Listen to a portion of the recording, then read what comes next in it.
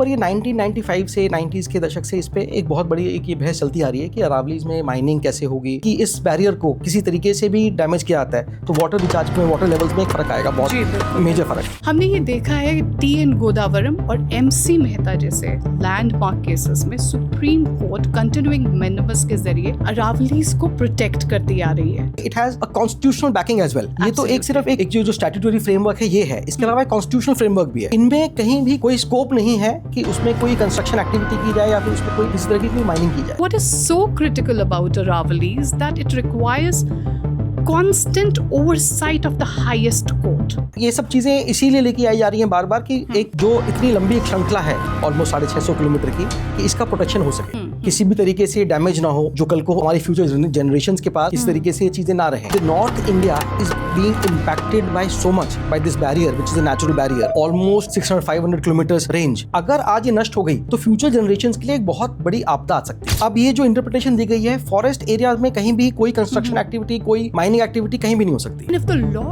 is so clear, why does the debate persist? Courts have not accepted the definition of minor minerals that you would be permitted to do anything under the garb of minor minerals. उनका पूरा concentration तो सिर्फ एक ही तरफ है जो कि minor minerals है। देखिए उनका कंसंट्रेशन उस तरफ है भी और होगा भी। They have reached their optimum. तो आप और कंस्ट्रक्शन करेंगे एट व्हाट कॉस्ट? सो कि अगर आप माइन कर भी रहे हैं बहुत लिमिटेड तरीके से, उस तरीके से कि वो फ्यूचर के लिए चीजें बिल्कुल हमेशा खत्म ना हो जाए।